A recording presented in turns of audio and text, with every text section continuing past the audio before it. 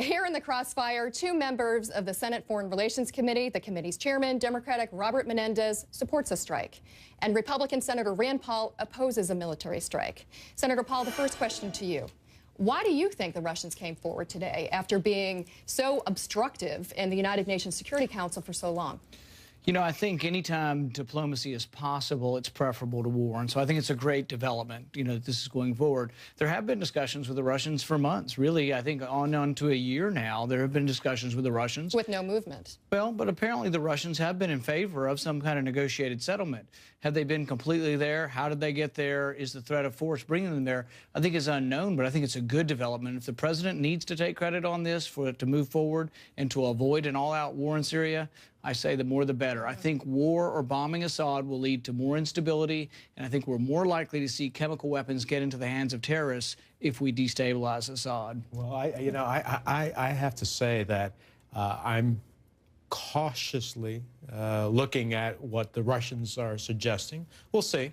You know, after 2 years in which the Russians have vetoed every effort at the United Nations, including simply recognizing that the use of chemical weapons in general is a violation of international law, without even ascribing blame at that point in time. They voted against that. They voted against a simple press release saying, applauding the opportunity for the United Nations to send inspectors in. So I'm somewhat cautiously, you know, looking at this set of circumstances. But look, the only reason, if this is true, if the Russians are serious in their proposal, and more importantly, if the Syrians are actually going to give it up, and they can do that right away at the Security Council in the next day or two. Go right in there with a resolution that's very specific, that says all of the sites, unfettered UN access, the access not only to those weapons, but to get access throughout the country to determine the sites and be able to secure them. The only reason we might get there is because of the threat of a credible military force. Given that threat, Senator Reid has apparently announced this evening that he's going to postpone the vote in the Senate. The whip count we've seen in the House is like 5-1 against. Do you think it would be wiser to slow things down and hold off on those kind of votes until we see whether or not, in fact, we can get the United Nations and the Russians to do something that's real and not just public relations? Well, I'm going to defer to the majority leader in the Senate context to determine what's the best way to move forward, working in concert with the administration. If the administration believes that this is a serious effort by the Russians that will, in fact, be embraced by the Syrians and we can move forward, we can see that in very short order, then that is obviously a welcomed effort. But I truly believe that the only reason we are at this point is because the president said he had made a decision that, in fact, this was necessary, because the Senate Foreign Relations Committee moved forward in a bipartisan fashion, in a targeted fashion, to allow this to happen. I think the Russians said, you know, this is a real potential consequence to our own interests as a result. I agree with you. Senator Paul, what do you think about the delay in the vote? Well, I think that it's a great way out for the president, because I think he would have been handed a rebuke. I think there's a very good chance that the House would vote against going into Syria. And then the real question is, would he abide by our verdict? Would he abide by the congressional verdict? Would he obey the Constitution and say, I've been told I don't have authority, therefore I can't do it? That's been an open question, because he hasn't really admitted that he would abide by it. Whether it's a good idea or a bad idea, in a way, I think it allows diplomacy a little more time to see if it can work this out. It won't get to what the president said he was going to do, which was to punish. He was going to punish Assad, but he was going to getting rid of the chemical weapons, I think, was the ultimate goal, to ensure that he was no longer a threat. He was going to punish Assad by not attacking Assad, by leaving him in power. Right, and send a message to Iran and North Korea that there are consequences. And the consequence here is you're going to give your chemical weapons over. Right. You know, I think it's a good idea to have the chemical weapons turned over to an international authority, so I'm not going to complain about a good thing. So I think it's something that maybe, even though I know it's supposed to be Crossfire, maybe we can all agree that it would be a good idea not to bomb Syria. I think bombing of Syria leads to more instability in the Middle East, and so that's why I've been opposed to it. I think it makes it more likely that Israel will be attacked, more likely that Turkey will be attacked, more likely that more refugees will go into Jordan. All the bad things we've talked about are all more likely if you bomb Syria than if you don't bomb. Well, actually, I think the resolution pretty much says that this, in essence, would be a win. What did we say in our resolution? We said that this is to deter and degrade Assad's ability to be able to continue to deliver chemical weapons against innocent innocent civilians, in the last instance where he killed over 400 children. And for me, I look at these pictures and it shakes my conscience, and I'm reminded, I know the speaker is a great admirer of history, I'm reminded of what history has taught us when we do not act in circumstances such as this. And so I think that in essence, that's what the resolution called for. If they give it up, because you can't deliver chemical weapons that you don't have access to anymore. I think that's a positive thing. Now, you can continue to go ahead against Assad in war crimes, which I certainly think that we should, through the United Nations, pursue Assad in terms as a war crime criminal, which I believe he is for what he's done to his citizens. But here's the problem for the American people. I don't think anybody doubts that Assad is probably a war criminal, has done these horrific things to civilians. But on the other side, we've seen priests beheaded by the Islamic rebels on the other side. We've also seen an Islamic rebel eating the heart of a soldier. So it's not like there's no atrocity going on the other side, and Al-Qaeda is on the other side. I can't conceive of how we would go in and be allies with Al-Qaeda. Well, let's. I don't suggest that we're going to be allies. Opposition that we believe which largely share, would share our values. But at the end of the day, if you just sit back and say, you know what, there's no consequences to the use of chemical weapons, go kill another 1,400, go kill another 14,000. At what point does the consequences of those actions not only send a message in Syria, but globally? We want the Ayatollah in Iran to heed our message. Do not cross that line towards towards nuclear weapons. We want the dictator of North Korea to understand, do not cross a line as well. This is, I think, even beyond Assad. And if we can get the United Nations quickly to go ahead and intervene and actually obtain all of these chemical weapons, secure them and destroy them, then I think we will have made a very good statement. But there's a real distinction between whatever happens in terms of the chemical weapons and the Syrian civil war.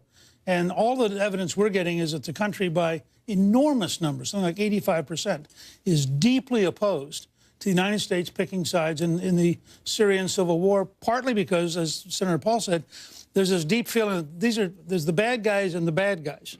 Well, that's exactly why working with Senator Corker, the ranking Republican on the committee, and getting a universe that went from John McCain, who's very hawkish on these issues, to Dick Durbin, who's very dovish, generally speaking, on these issues, to find the balance. And what did we say? No American troops on the ground. We don't want to be engaged in that civil war. Unless the chemical weapons break free. And, in fact, to be able to have a time limit in this regard of 60 days, which many would argue the president has under the War Powers Act anyhow to be able to proceed. So it seems to me that what we've done here is not get involved. No one wants to get involved in serious civil war, but we may very well have stopped the slaughter and sent an international message that there's a consequence of I agree. Senator Paul, I want to go back to... The big exception to ground troops that Secretary Kerry admitted was if the chemical weapons were to come free and needed to be secured, we would need 75,000 troops to secure the weapons. That would be troops, boots on the ground.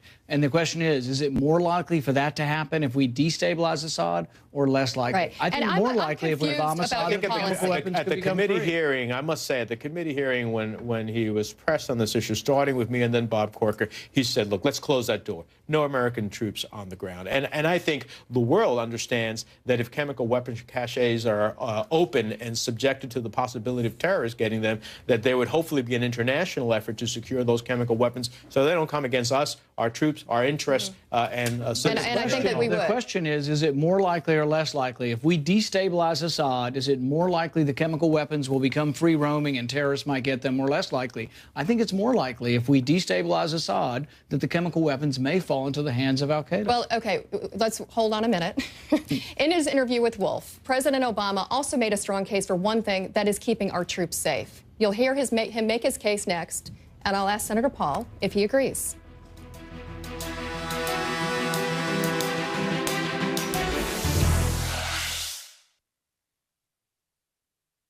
Crossfire, brought to you by Cisco.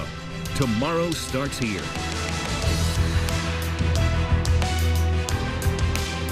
Today, my ambulance knew all about a bike accident just by talking to a helmet.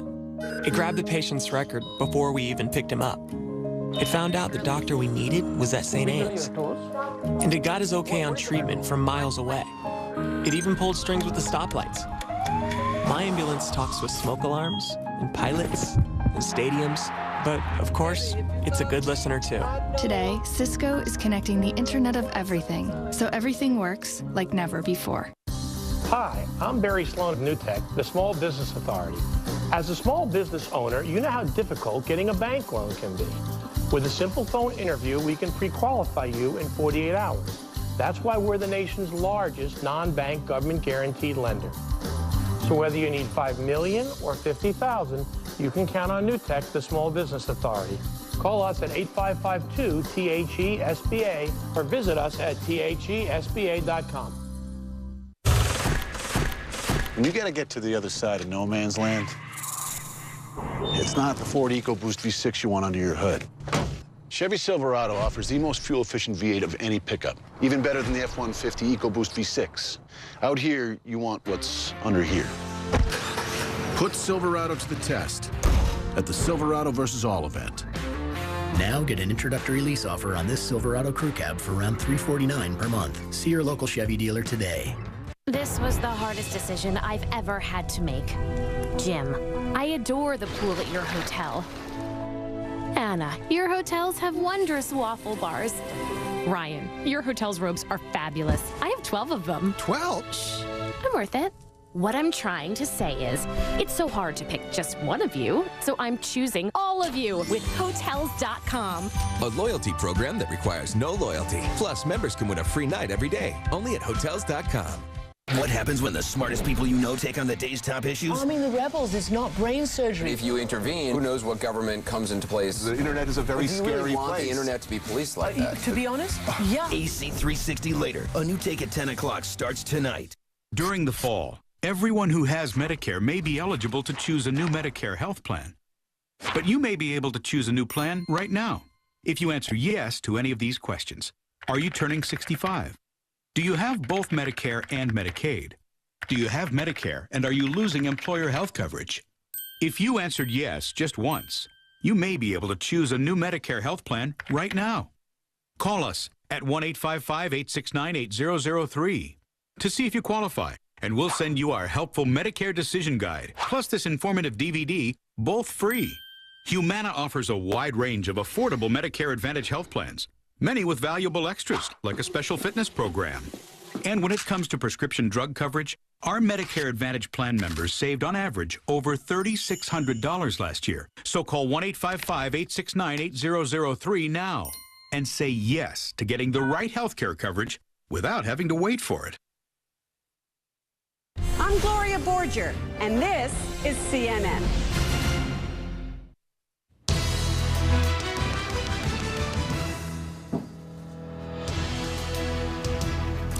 Welcome back. In the Crossfire tonight, breaking news. President Obama told CNN's Wolf Blitzer the U.S. is seriously considering Russia's offer to remove chemical weapons from Syria. The president also made a strong case for enforcing the Chemical Weapons Treaty. It is important for Assad to understand that the chemical weapons ban, which has been in place, is one that the entire civilized world just about respects and observes. It's something that protects our troops, even when we're in the toughest war theaters, from being threatened by these chemical weapons. It's something that protects women and children and civilians. Joining us again, Senate Foreign Relations Committee Chairman Bob Menendez and Committee Member Rand Paul. Senator Paul, again to you. Do you think that the United States should be a party to the Chemical Weapons Ban Treaty? Yes, and I think one of the problems we've had, and Senator Menendez talked about this, we've had all these votes in the Security Council. To me, I consider them to be show votes. We sort of know in advance. Russia's going to vote no and China's going to vote no. So how would you enforce it? Well, no, what I would say is instead, and we do this in Congress sometimes too, Republicans and Democrats, we do a show vote on our side, we lose, then they have the show vote on their side and they lose, and nothing ever happens. I'm familiar with that. Instead of trying to figure out the areas where we agree and vote on those things, we have two show votes and then we're done with the issue and nothing gets accomplished. Security Council is somewhat the same. So what I would say in the Security Council is, and in general, we need more dialogue with the Russians, more dialogues with China. I think, for example, the answer to North Korea is with China. and through our diplomatic relations with China. We are. So how do you specifically enforce the chemical weapons treaty? If the Security Council won't act because Russia is blocking us, how do you enforce the chemical weapons treaty? What we have to convince Russia is that it's in their. So we only act when Russia acts. No. In order to have diplomacy, people have to feel it's like a transaction. If I give you money for bread, you think you got something more than what I got, and I think I got something more than what I gave. Every transaction, both parties to a transaction feel like you had a victory. That's why we trade. It's the same way with diplomacy. Russia has to feel like they had a victory. We have to feel like we had a victory, and that's when diplomacy really works. I don't think we've tried hard enough. We've had to show votes. Russia opposes us. China opposes us. What we need to have is the diplomacy where we say to Russia and China, we're big trading partners. We want to do things that will enrich your people, enrich our people. So when Russia refuses to engage with us in diplomacy, our hands are tied. I think the only reason that Russia came forward this time, it's Obama's fault that Russia wouldn't come forward. Russia is coming forward now because actually the president started to enforce this treaty. Maybe, but they've been coming forward for a year. We've been talking with Russia over the last year. We got to the point where Assad used chemical weapons, killed 1,400 of his own people. The administration has admitted that the Russians have already agreed to certain steps with regard to a transition in Russia. They've been saying that all along. They say we're halfway there. But enforcing the chemical weapons ban treaty is a wholly different situation. The Russians for 2 years, and I don't think they're show votes, with all due respect to my colleague, I don't think they were show votes. You know, saying that you cannot use chemical weapons isn't a show vote. Saying that, in fact, seeking to get UN inspectors in is not a show vote. The reality is that the Russians for 2 years have stopped everything. And yes, they supposedly agreed to Geneva II, which is an effort in which Assad would step aside and there'd be a negotiated settlement in Syria. But they haven't moved towards Geneva II because for so long as they believe that Assad can stay in power, they see their interests with Assad, even though he's a brutal killer of his people using chemical weapons. And so the only reason that the Russians are now engaged is for two reasons. Number one, they saw the possibility of these strikes as degrading Assad in a way that not only could he not deliver his chemical weapons, but might undermine his ability to stay in power. They changed and said, whoa, that's not in our interest. We got to change our dynamic. We want to be in the future Syria. We have an interest. This is the Russians speaking. And secondly, because they're getting beat up, including in the Arab world, for taking the side of someone who uses chemical weapons against his own people. Let me challenge one of your points. You know, the Secretary of State today talked about having an unbelievably small strike, and in fact got John McCain, who ended up tweeting that it was unbelievably unhelpful to have an unbelievably small strike. I mean, the fact is the Russians didn't think that we were going to degrade Assad that dramatically. And I think one of the challenges, Senator, that you've had and your colleagues, and I know you've worked very hard with Bob Corker to have a bipartisan effort here. But if you look at this one poll I want to put up, the country was asked, do we have a national interest in Syria? By 69 to 29, they say no. Now, you'd made the case on the floor today that there's a national security interest that's genuine. But the president had the following to say when he was asked, is Assad actually capable of threatening us directly? And just look at what the president said. The notion that Mr. Assad could significantly threaten the United States is just not the case. So it isn't part of the problem with the country. There's a difference, Newt, as to how you describe threat. Now, I think the president was talking about what's his armament capability to strike back at us. In that respect, I'm not worried. I am worried. I am worried about what Assad will continue to do to destabilize the region. I visited the region earlier this year. I had the King of Jordan who said, at this rate, I don't know how long the kingdom can sustain the overflow of their part of the 2 million refugees fleeing out of Syria, 4 million displaced inside of the country, 100,000 dead. But I can see the challenges to our ally in Turkey. I can see the consequences beyond that. Let me get to the national security threat, which is, in fact, that you have a situation in Iran where the Ayatollah is looking at what the United States is saying, and I know you think this is one of the critical national security issues, and saying, do not march towards nuclear weapons. That's what we've been saying and the world has been saying. Well, if in fact he believes, hey, Assad used chemical weapons with impunity, no consequence, the world did nothing, I can march towards nuclear weapons. So, I think this is also a national security issue. So you think the president was wrong today to say to a blitzer, that Assad can't really threaten us? Because I think this is why the country's confused. I think it depends what you determine as threat. Right. If it's in a military context, you know, country to country, I don't think that is the president's concern. And Assad, but all of our concern is what the security threat is greater, both for the region as well as for our... And remember, Assad was bullying this country in an interview this morning. He went on CBS to try to bully the American people and threatening strike. So I think the president was right to say. But here's the point I would make. And even if we talk about indirect threats to American interests or national security, threat to Israel, I ask the question: more or less likely that Israel gets attacked if we bomb Assad? I think more likely. Yeah. If you look at the, let me finish. If you look at the refugee question in Jordan, it is destabilizing to Jordan. More or less likely there'll be more refugees or less refugees if we bomb Assad. I think more likely there's more. And one more, Turkey. More likely that our NATO ally gets attacked or not attacked. Well, it's all curious of these things then. are more likely. I think it's more likely that the Ayatollah in Iran says, you know what? All this bluster about me not getting nuclear weapons, that's an existential threat for the state of Israel. And for us, forget about Israel for the moment, for us in that region to let Turkey, Saudi Arabia, and others say, well, if Iran has nuclear weapons, we have to have nuclear weapons too, in a tinderbox in the world. That's not in our national security. I would agree with you to only a certain extent. That's why, and this is an argument for why the president shouldn't willy-nilly be drawing red lines, and I hope he's learned his lesson. The more red lines you draw and the more you let people go beyond it, the less your credibility is. The president has lost face, he's lost credibility, but the United States has a great and ferocious ability to defend ourselves, and you saw it after 9/11.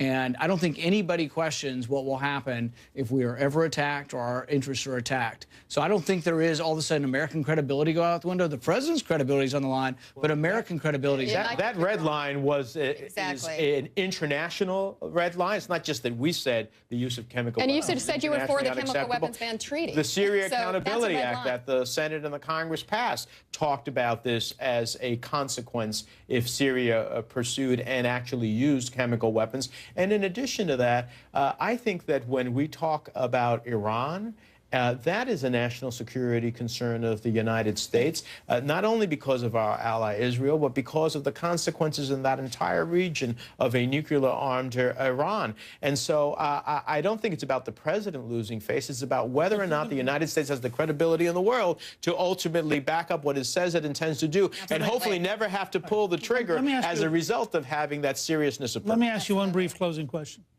If, in fact, they go ahead with votes in the House, and if, in fact, the president loses decisively, is he then constrained from acting unilaterally? Having come to the Congress, is he bound by the Congress? I think the president, that's a decision the commander-in-chief has to make. There's only, we don't have 535 commanders-in-chief in this country, the numbers of members of the House and the Senate. There's only one that the nation elected. In the last election, they elected Barack Obama because they believe he could move the country's economy, that he could promote the national security of the United States. He'll have to determine that question. Well, let me answer your question also, because the Constitution is very explicit. The initiation of war is a congressional authority. He doesn't have it without our authority. And we had this specific vote, and Senator Menendez voted to table by motion. Every Democrat, save one, says that the president can willy-nilly go to war whenever he wants to without congressional authority, and that's wrong. Well, let me thank both of you. I want to thank Senator Rand Paul and Chairman Robert Menendez. It's great for you to come and help us launch Crossfire. And now next, we are going to ceasefire. We actually have something we agree on about what the president needs to do. Believe it or not.